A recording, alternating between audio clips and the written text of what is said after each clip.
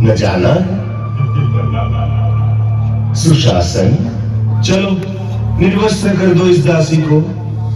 बस कर सुयोधन, तेरी हिम्मत कैसे हुई मेरी पत्नी का अपमान करने की?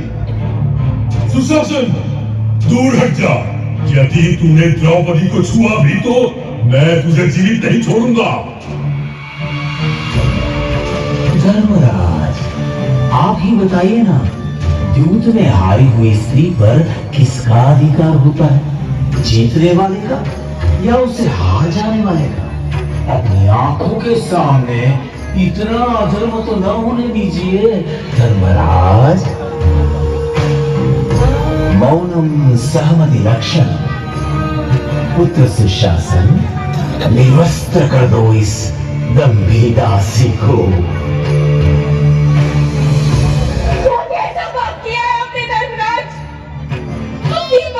मनुष्य नहीं, एक सूक्ष्म संपत्ति समझकर दाव पर लगा दिया।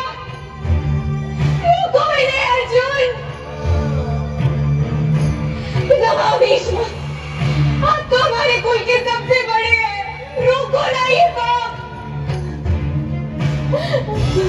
गुरुवर्य द्रोण, क्या यही सिखाया है आपने अपने शिष्यों को कि इस सभा में एक भी वीर आज एक नारी के अपमान को रोकने के लिए आगे नहीं आ रहा? पिता धृतराष्ट्र, देखिए ये क्या हो रहा है आपके सामने। अंधे हैं, वो कैसे देखेंगे? अगले देखेंगे तो हम आज तुझे। रुको इसे सुयोधन, वरना आज के बाद आने वाली पीढ़ियां तुझे सुयोधन नहीं, दुर्योधन के नाम से जानेगी।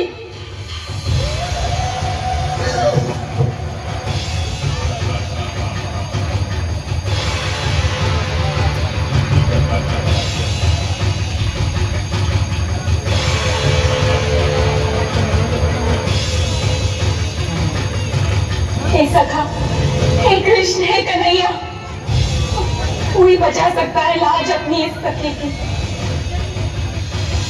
शंख चक्र गदा पाणी द्वारिका निलयाच्युता गोविंद पुंडरीकाक्ष रक्ष मां शरणागतम्।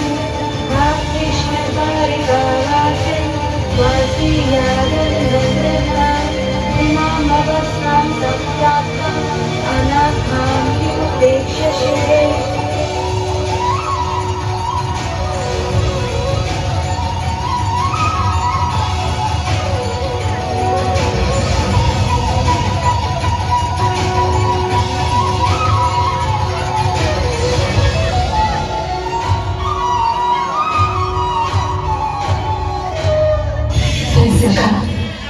इतनी देर क्यों लगा था? तूने ही तो गलती की, मुझे दूर द्वारिका से बुलाने की। यदि तू कहती मेरे मन बसिया कृष्ण, तो मैं तो तेरे पास ही था, तेरे साथ ही था, तुझ में ही था सखी।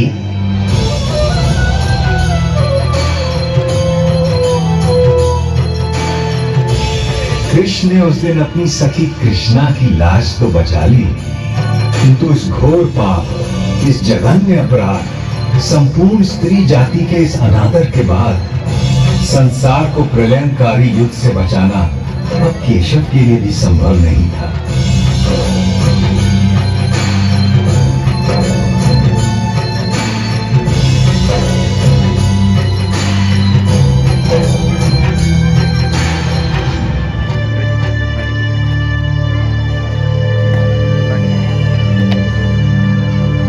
कुरुक्षेत्र को युद्ध क्षेत्र बनाने की तैयारी में तमाम जंगल जलाए जाने लगे, पेड़ काटे जाने लगे। सौभाग्य से पता नहीं कैसे मैं उस दिन बच गया, या दुर्भाग्य से, क्योंकि अगले 18 दिनों में जो नरसंहार, जो रक्तपात, जो छलबल, जो नृशंस हत्याएं, जो मूल्यों का हनन, जो मानवता का पशुवत चेहरा मैंने देखा, उससे अच्छा था कि मुझे भी काट डाला गया होता या जला दिया गया होता।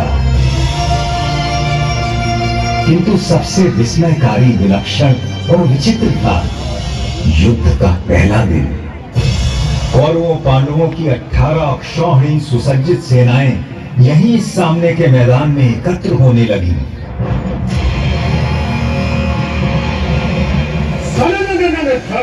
वर्षों की चमक चमक, बाणों की किरणों में हालों की चमक चमक चमक।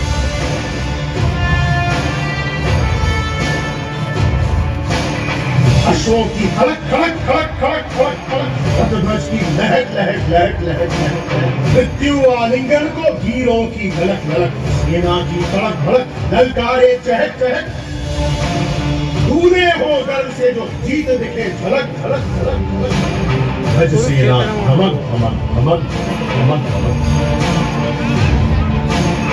अभियंत्र धड़क धड़क धड़क धड़क। जय जय जय गौरव कहीं पांडव जय घोष ध्वज, जय जय जय गौरव कहीं पांडव जय घोष ध्वज, जय जय जय गौरव कहीं पांडव जय घोष ध्वज।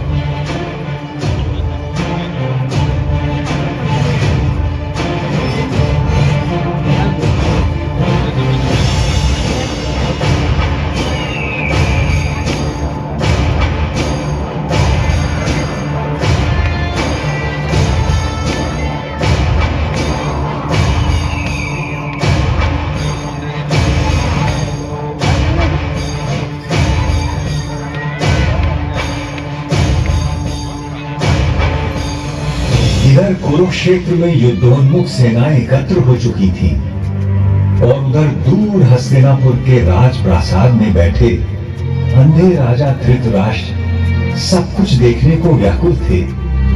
देखना तो दुर्भाग्य से असंभव था जन्मान राजा के लिए, किंतु कदाचित उनके अंधेपन की प्रतिपूर्ति के लिए ही उनके रथवाहक संजय को दिव्य दृष्टि का वरदान था, जिससे वो दूर की चीजों को देख सकते थे।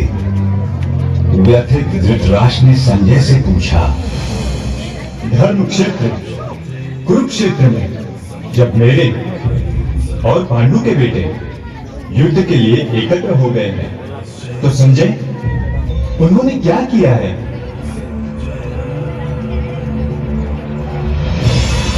दुर्योधन को हर्षित करने के लिए कौरवों में वृद्ध महाप्रतापी पितामह भीष्म सिंह की तरह दहाड़ू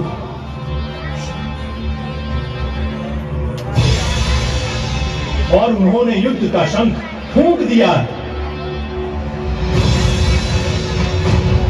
उनके इंगित पर अनेक शंख, रणभेरियां, ढोल, मृदंग और रणसिंगे एकाएक बज उठे हैं।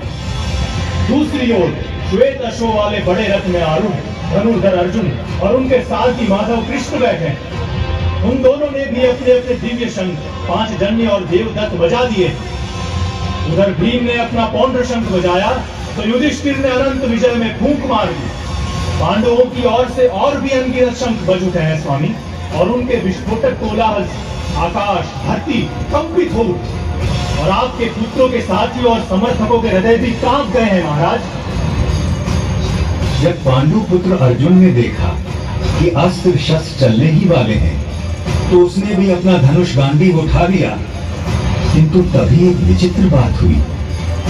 अर्जुन ने अपने सारथी ऋषिकेश कृष्ण से कहा कि वो उनके रथ को दोनों सेनाओं के बीचों बीच ले जाएं, ताकि वो देख सकें कि उन्हें किस किस से लड़ना है, किन्हें मारना है, किन पर विजय प्राप्त करनी है, और अच्युत उनका रथ लेकर आगे बढ़ चले हैं।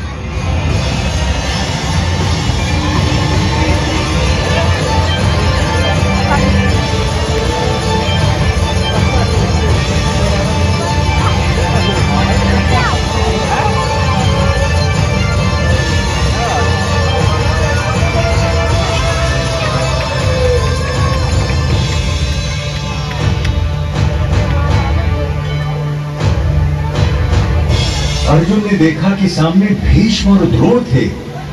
उसने देखा कि सामने खड़े सभी शत्रु योद्धा उसके पुरखे और दादा हैं, उसके आचार्य और मामा हैं, भाई बेटे पोते और पूरे जीवन के संगी साथी हैं। उसने देख लिया कि सामने खड़े मरने मारने को आतुर लोग सब उसके अपने थे, और व्यथित होकर वो बोल उठा, कृष्ण, न मुझे विजय चाहिए न राज्य न सुख। हमें राज्य मिले भी तो क्या होगा, भोगों का हम क्या करेंगे, जीने में क्या रखा है। ये सब के सब मेरे आचार्य, मेरे गुरु, मेरे पितर, मेरे ताऊ चाचा, मेरे बेटे, मेरे बाबा दादा मामा पोते साले ससुर सगे संबंधी हैं। मैं इन्हें मरवाना या मारना नहीं चाहता केशव, चाहे मेरी जान भी क्यों ना चली जाए। भले ही 3 लोगों का राज्य मुझे मिल जाए, फिर तो थोड़ी सी भूमि की बात ही क्या है। हमारा ये आतताई है। आप ये वीडियो देख पा रहे हैं कुरुक्षेत्र में, जहाँ पर कृष्ण भगवान ने गीता जी सुनाई थी अर्जुन जी को। अपने कुटुंबियों को मारकर माधव हम सुखी कैसे हो सकते हैं।